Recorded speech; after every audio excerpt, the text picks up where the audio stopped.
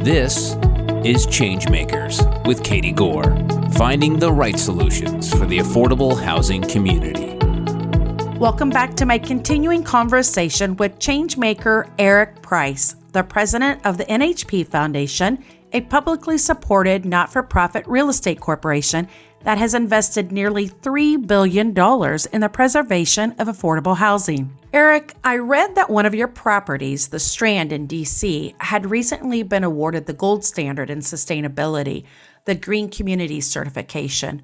Why is this initiative so important, and how did you develop the property? Yeah, your first question was why is it important? And both it benefits obviously the tenant, it's the resident, it's going to benefit the project, and it benefits the community. So that's why it's important. In the Strand project, we were able to do some things with how we built the project so that we could lower both the water and electricity bills, for example, for the residents in that.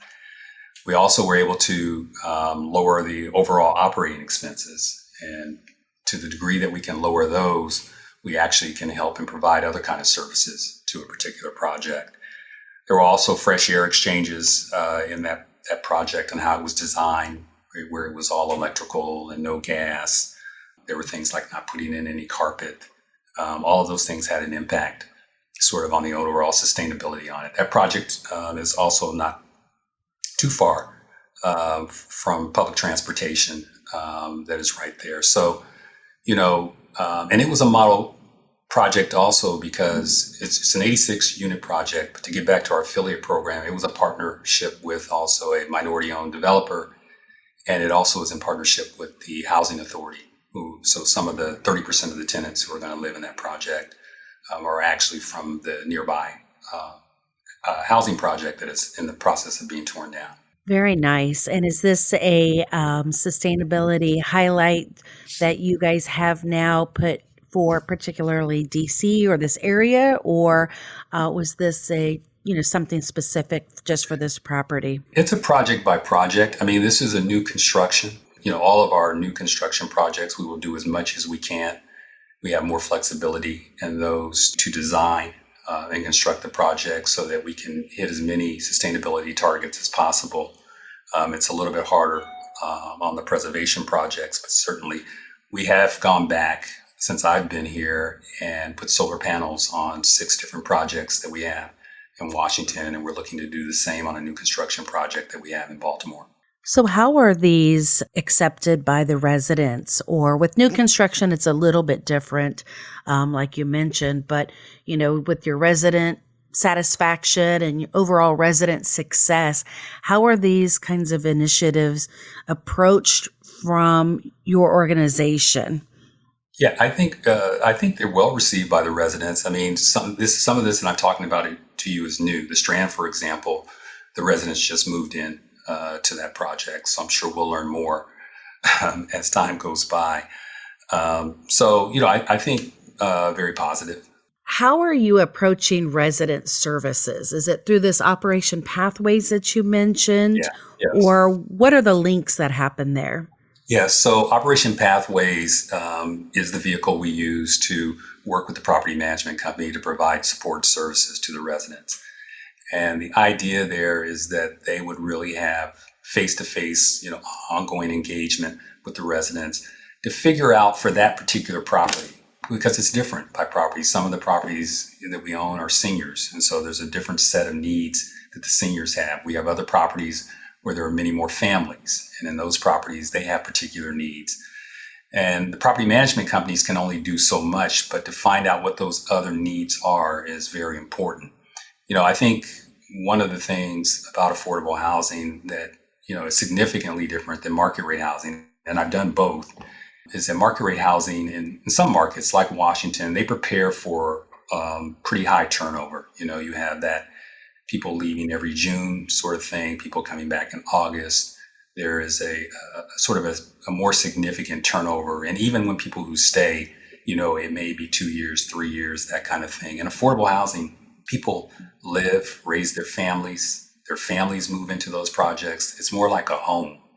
And it's a home in a neighborhood where people stay for years. And so we can't just build the buildings and then think that's enough towards helping that community. We also have to recognize that it is home for these people. They will be staying, the residents here, for many years.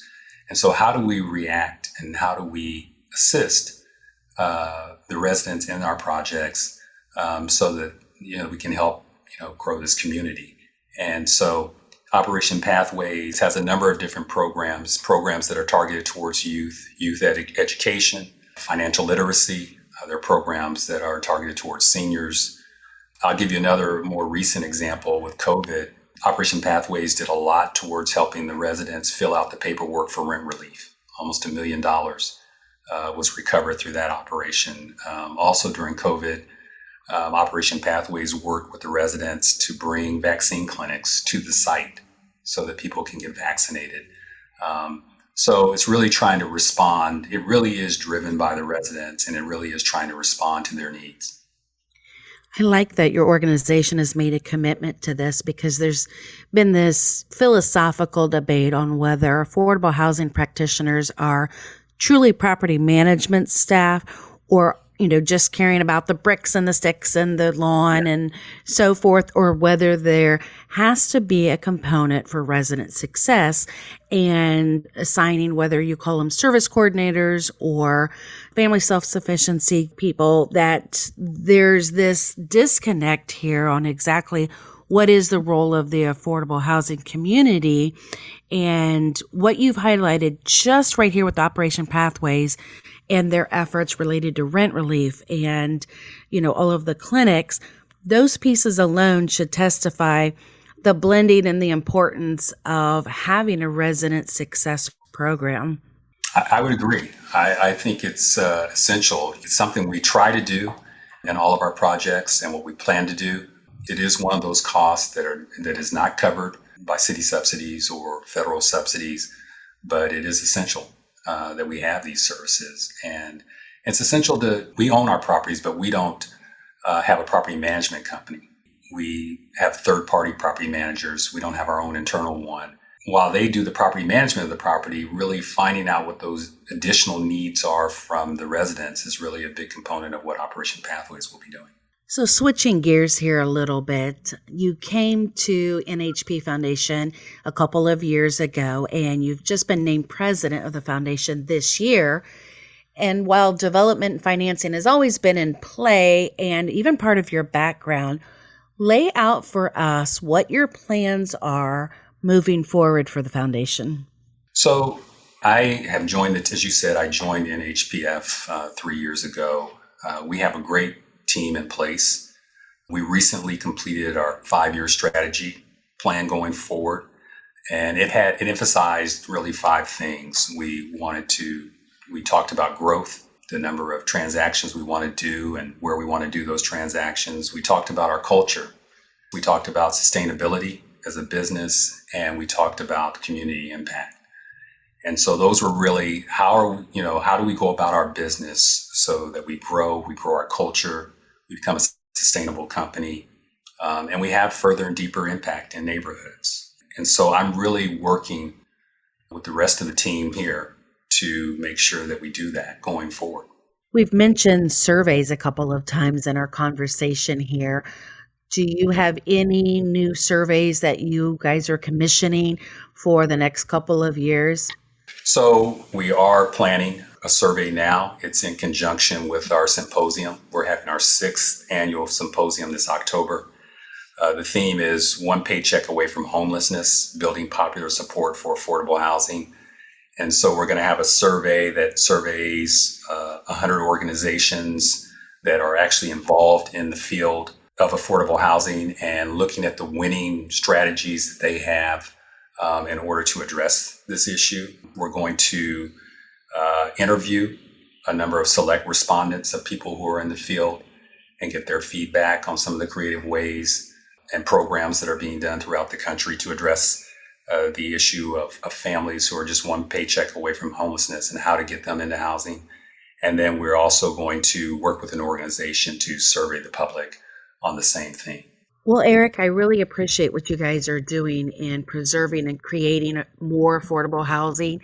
This has been such a good moment to reflect on, not just practitioners, but hear what your role is in the community development and affordable housing arena. And we look forward to that symposium and those surveys. Where can individuals find more about the NHP Foundation? Our webpage, it's very easy. If they type in NHP Foundation, it usually comes right up in terms of, and it has all the information, a lot of what we've talked about here. And I noticed that you guys have a lot of sponsors and even links to your resident services on your webpage. You guys do a nice job of telling your message. So thank you for sharing what you guys are doing and who you are in this space, because there's several of us and it's good for all of us to be linked together. I agree. Thank you. Thank you for having me on your show. Thanks for listening to Changemakers with Katie Gore. To find out more about Katie, go to quadel.com. That's QUADEL.com. This has been a production of Forbes Books Radio.